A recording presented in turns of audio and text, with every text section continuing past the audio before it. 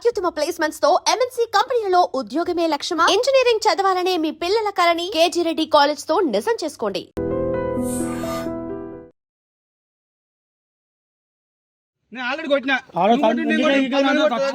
Crime number ఉన్నది ఇచ్చినాం. Online లో ఎఫ్ఐఆర్ ఎవరు వినే ఉంటాను చేస్తాము.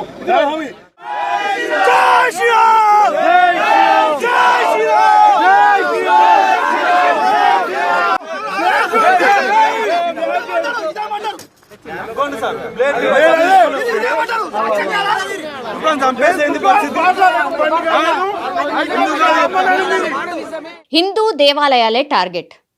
గత వారం 10 రోజుల నుంచి కూడా ఇట్లాంటి సంఘటనలే వరుసగా జరుగుతున్నాయి.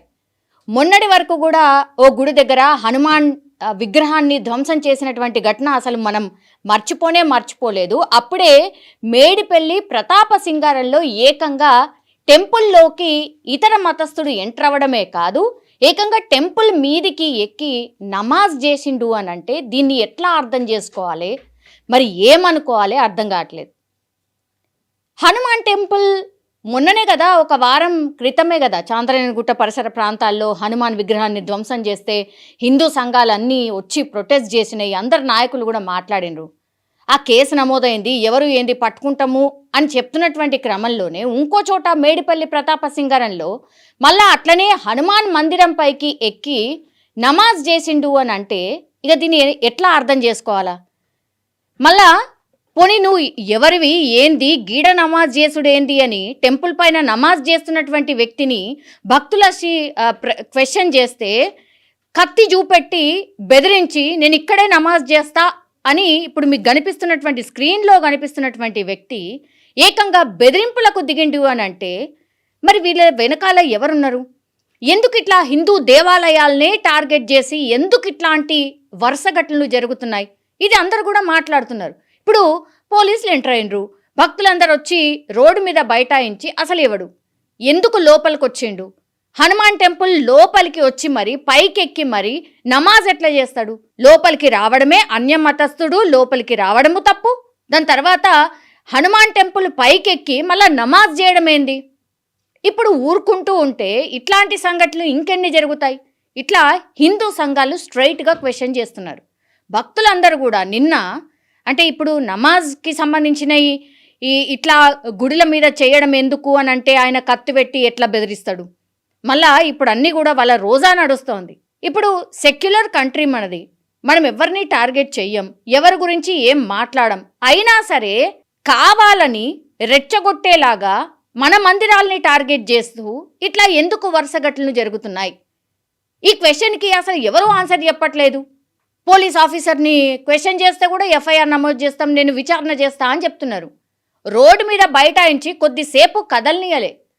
ఆయనను తీసుకుపోతుంటే కూడా, ఆ వ్యక్తిని తీసుకుపోతుంటే కూడా ఎందుకు తీసుకుపోతున్నారు, అసలు రీజన్ ఇక్కడనే మాకు తెలియాలి కదా అని భక్తులు క్వశ్చన్ చేయడం స్టార్ట్ చేసిర్రు. విత్ ఇన్ నో టైం అక్కడ చుట్టుపక్కల ప్రాంతాల్లో ఉన్నటువంటి వాళ్ళందరూ గుమిగూడడం, తర్వాత హిందూ సంఘాలు, తర్వాత భక్తులు వాళ్ళందరూ రావడం, అసలు ఈ వ్యక్తి ఎట్లా ఎక్కిండు, ఎట్లా నమాజ్ చేస్తాడు, మళ్ళా కత్తితో బెదిరించడం ఏంది, అంటే కుట్ర ఏంది, ఇందులో ఏం చేయదలుచుకున్నాడు అనేది స్ట్రైట్గా క్వశ్చన్ చేస్తున్నారు. ఇప్పుడు వాగ్వాదానికి దిగినటువంటి భక్తులతోని ఆయన సముదాయించే ప్రయత్నం చేస్తుంటే ఎవరు? Police official.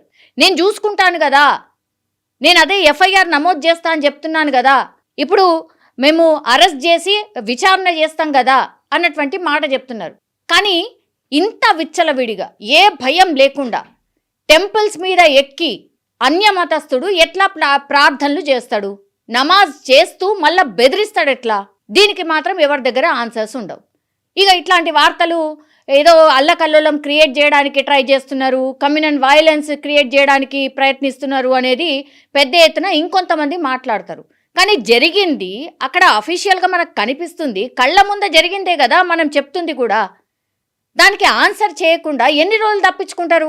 ఇట్లా రోజుకో హిందూ దేవాలయం మీద, వారంకొక హిందూ దేవాలయం మీద దాడులు చేసుడో, లేకపోతే ఇట్లా కుట్రబన్నుడో, విగ్రహాలు ధ్వంసం చేసుడో, మలినం చేసేసుడో, ఇట్లా రోజుకో వార్త వస్తుంది కానీ ఎలాంటి చర్యలు ఉండవు.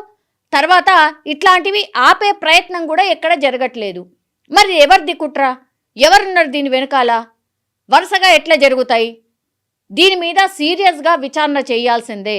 వారంకొకసారి ఇట్లా చేసుకుంటా పోతాం, ఎవరేం చేస్తారులే అనుకుంటే మాత్రం ఇంకా మేము కూడా ఏది చేయాలనో గదే చేస్తామని హిందూ సంఘాలు స్ట్రైట్గా చెప్తున్నటువంటి పరిస్థితి కనిపిస్తోంది. కానీ రాష్ట్రంలో వరుసగా జరుగుతున్నటువంటి ఈ సంఘటన మాత్రం భక్తుల మనోభావాల్ని దెబ్బతీయడమే కాకుండా ఇట్లా దేవాలయాల్ని టార్గెట్ చేయడం ఎంతవరకు సమంజసం?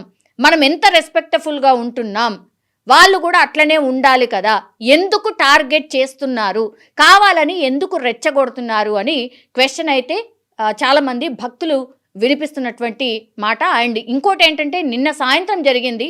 ఇప్పుడు మొత్తం అందరు కూడా మేడిపల్లి ప్రతాప సింగారం దగ్గరికి చేరుకుంటున్నారు. హిందూ సంఘాలన్నీ కూడా పెద్ద ఆందోళనకి పిలుపునిచ్చిన నేపథ్యంలో చాలా హిందూ సంఘాలు అక్కడికి చేరుకునే ప్రయత్నం ఒకటి జరుగుతోంది అన్నటువంటి సమాచారం అయితే అందుతోంది. ఇప్పుడు పోలీసులు అయితే పూర్తిగా మోహరించి ఉన్నారు. ఎక్కడ కూడా ఎట్లాంటి సంఘటనలు జరగకుండా అక్కడ పూర్తిగా పోలీసులు ఆ ప్రదేశాన్ని స్వాధీనం చేసుకున్నట్టుగా అయితే ప్రస్తుతం అయితే సమాచారం అంతే. చూడాలి మరి ఏం జరుగుతుంది ఏంటి అనేది.